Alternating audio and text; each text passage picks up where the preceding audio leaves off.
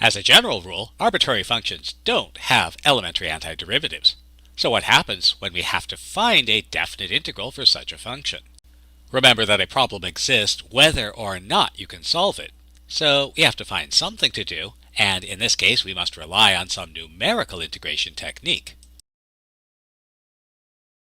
So remember that the definite integral can be defined as the limit of the Riemann sum as the width of the widest interval goes to 0. Now, previously we found Riemann sums by using right endpoints, left endpoints, lower rectangles, and upper rectangles. And all of these were rectangles, and we just had to decide where we wanted to take the height. And so we'll take a radical step and choose the midpoint. So let's find the approximate value of this integral, and we'll use the midpoint and n equals 2 intervals. So let's go ahead and graph this. If we have n equals to equal width intervals, the intervals will run from x equals 0 to x equals 2, and from x equals 2 to x equals 4.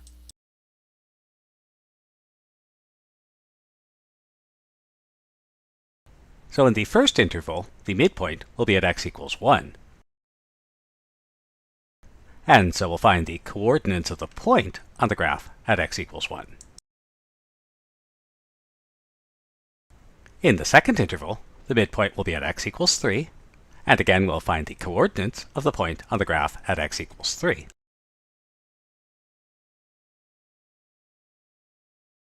Now the midpoints give us the tops of two rectangles, and so we'll find the areas of the two rectangles.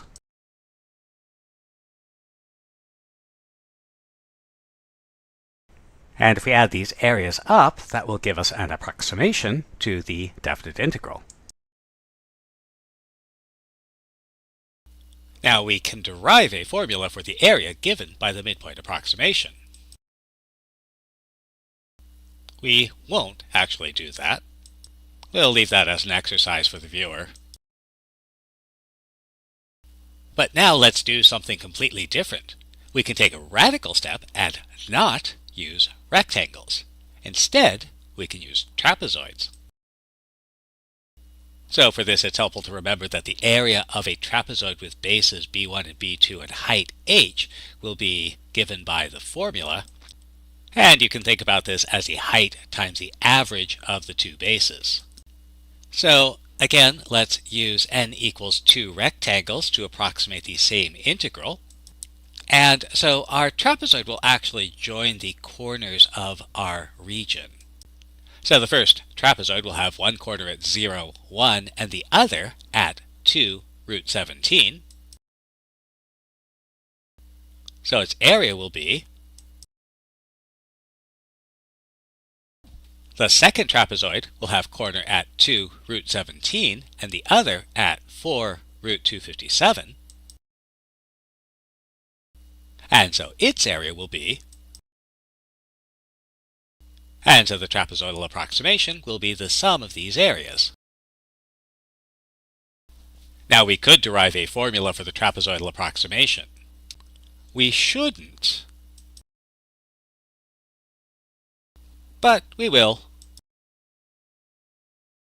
So suppose we partition our interval at points x0, x1, x2, and so on, where the partitions have equal width delta x.